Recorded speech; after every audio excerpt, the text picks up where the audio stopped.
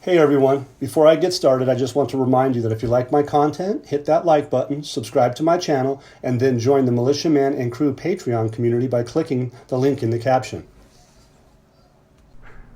Hey, good afternoon everybody.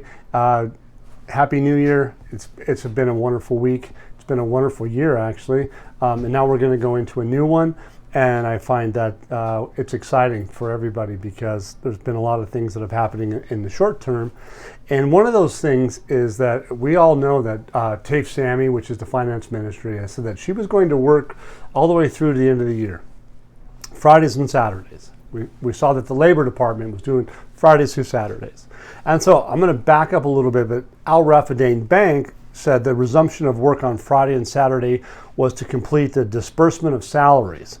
And why is that kind of important? Well, that's past tense. That's just last weekend, right? So it says Thursday, Raffidain Bank directed the resumption of official working hours on Friday and Saturday to complete the salary disbursement process, right?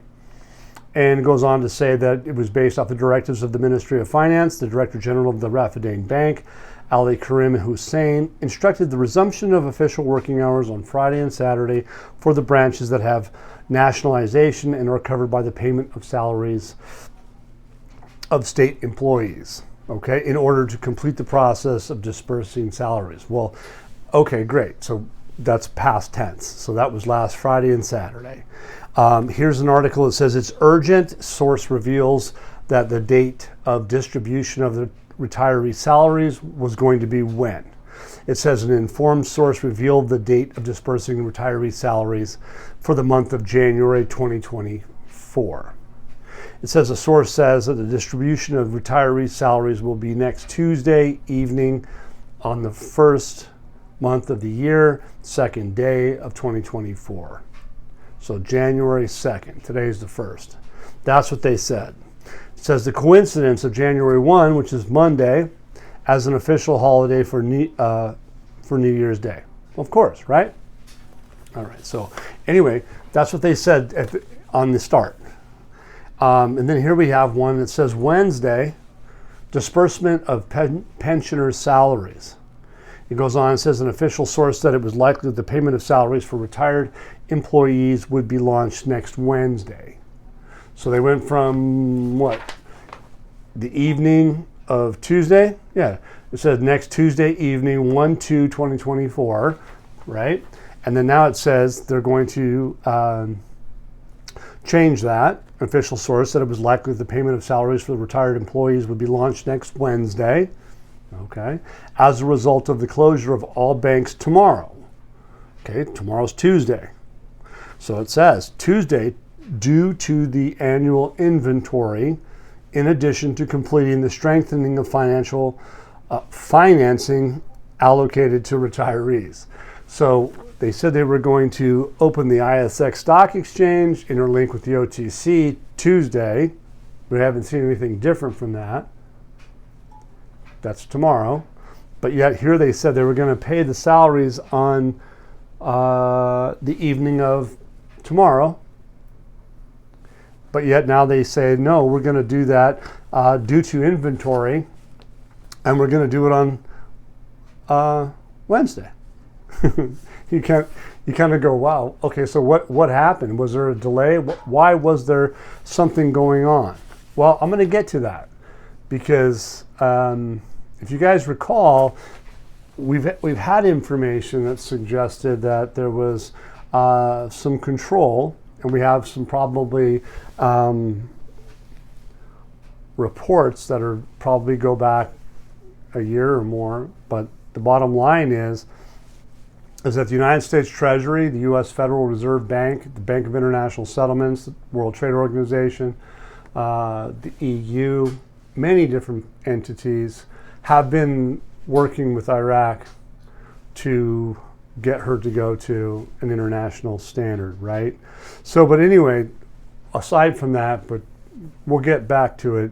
The fact remains is that the stage is set for Iraq to be international. It's pretty simple. It's pretty in our face, and not only do certain reports that we've had over the last year But the most recent, a 20-page document talking about it, a 99-page document out of the UN talking about it. All of these things that you can find in Patreon, or at least referencing to it, and our Discord chat room supports what we're doing here and why we're even here. And knowing what we own is really important to all of us. I think everybody should know that. And it's not just a simple, it's a Dinar guru situation. It's actually the largest financial entities in the world are the ones that are giving us this information. So I hope you take that to heart and pay attention to it. So here it says that on Monday, the financial advisor to the Prime Minister. So when Maher Mohammed Saleh says stuff, we all listen because the man's been around for a long period of time. And he has a track record of being relatively honest. He's not necessarily Jamal Cougar, because Jamal Cougar has a political side to his side, is that A, he's working for himself, or B, he's working for everybody else, which is in his favor, right? So anyway, it's not Jamal.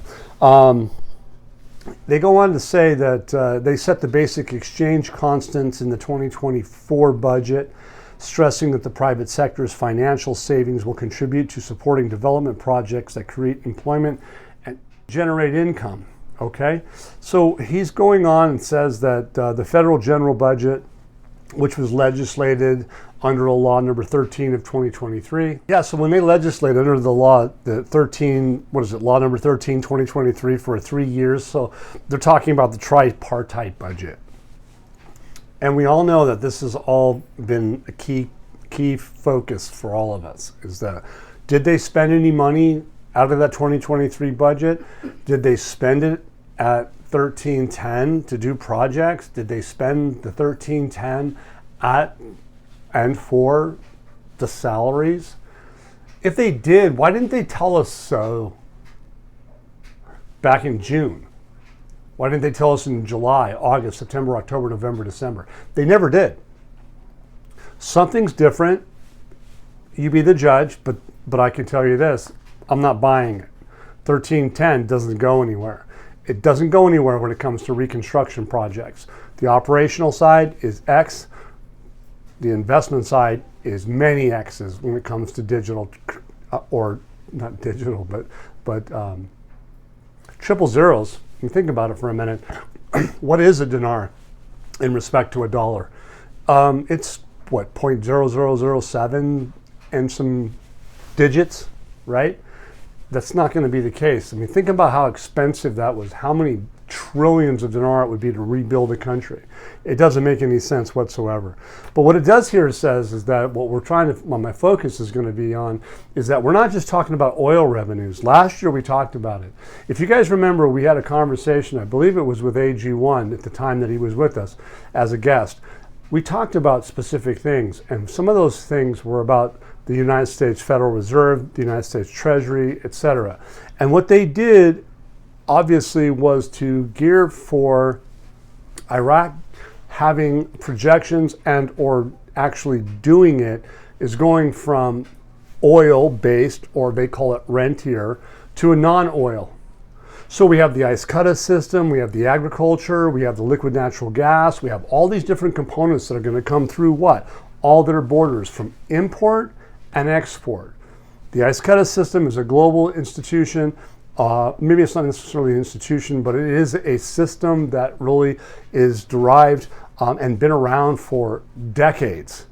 But they have got it to the point and refined to be able to be transparent, fast, and furious, if you will. That's my words.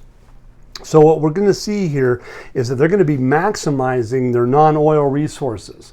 It's funny that I sent this out this morning, but I don't think I published it quite early enough. But the bottom line is that my first thing in the morning this morning was like, you know what, they're not even talking about their non-oil resources. They're not talking about that in the 2022, 2019, 2020, 2021. They're not talking about the non-oil resources. Now, today, January 1st, 2024, they're talking about it. It's amazing. First trend is to continuous financial consolidation or discipline accompanied by by what? Maximizing non-oil resources. I love it. So the budget will keep the basic exchange constant, led by salaries, wages, pensions, social care, service development projects in the forefront, in addition to projects to support who? The private sector, the labor market, and employment through the Iraq Fund for Development, in addition to managing Iraq's largest development project, the Development Road. Okay, so isn't that interconnecting with the Silk Road? I mean, you guys realize that how big this project is? I mean, they estimate up to in the future over not just 1 million, but up to like 3 to 4 million housing units alone. Think of all the gas stations. Think of all the infrastructure, sewer systems, water systems, all that stuff to go from one point from the Port of Fa all the way up into heading to Europe. Right? Do you know how many people that's going to take? You know how much clothes, how much food, how much cement, how much steel, how much all of the things, everything that you can imagine is going to go through this. This isn't just a local city having a new pork factory coming in, or a new gold mine, for instance, in a small town, right? They employ 1,000 people. Well, it takes 4,000 or 5,000 people to support that 1,000 people, so that the town grows, right? Well, think about this. It's with a country. It's a country. It's huge, okay? So it goes on to say with the private sector and regional development funds that are stakeholders in the project. Well, okay, so they're not only just the private sector, the regional development funds, really, and stakeholders. Who are these stakeholders? Well, they're probably some of the largest entities on the planet that are totally with Iraq going live. I mean, they know this stuff. The largest oil companies in the world, the liquid natural gas in the world, electronics, right? Telephones, everybody. I just have to laugh. The private sector's financial savings will contribute to supporting development projects that create employment and generate income. Really? Okay. In accordance with strategic visions based on the partnership between the state, Iraq, and the private sector, which is led by their private sector council, which is going to take the role in managing and financing the development and economic progress, which is headed by who? The Prime Minister, Mohammed Shia al-Sudani. The guy is smoking. He came in October, and the things that have happened under his watch is phenomenal. Didn't happen under Mustafa, didn't happen under Abadi, didn't happen under Maliki. God only knows what happened under his watch. It didn't happen under any of our presidential people. That has nothing to do with it as far as I'm concerned, but it does. It says, interestingly enough, though, when they start talking about the non-oil sector, that's about income derived outside of oil. So in other words, it's going to be about exports, the private sector coming in, exports going out, and interestingly enough, the ISX is to link with the OTC tomorrow. Is that going to happen? We're not going to find out until tomorrow morning, and it's not going to be but a few hours to find out as far as I'm concerned. But if it doesn't happen, and we know that they've kicked the can as far as paying the citizens in the evening, okay, they're going to move it to Wednesday. And then we have this. This is a really big statement, and it's going to be the closure of my video tonight on this New Year's Day, which is a phenomenal day. I have to say, it's sunny and gorgeous in the northwest of the United States. But here we are. It says a financial and banking expert, Mustafa Hantoush, stressed on Monday the necessity of taking a set of measures to reduce the parallel price, the illegal price, okay, and facilitate the solution of the parallel market, the illegal market. Otherwise, exchange the rate will continue to rise. Okay, so there's got to be a fix for this illegal market.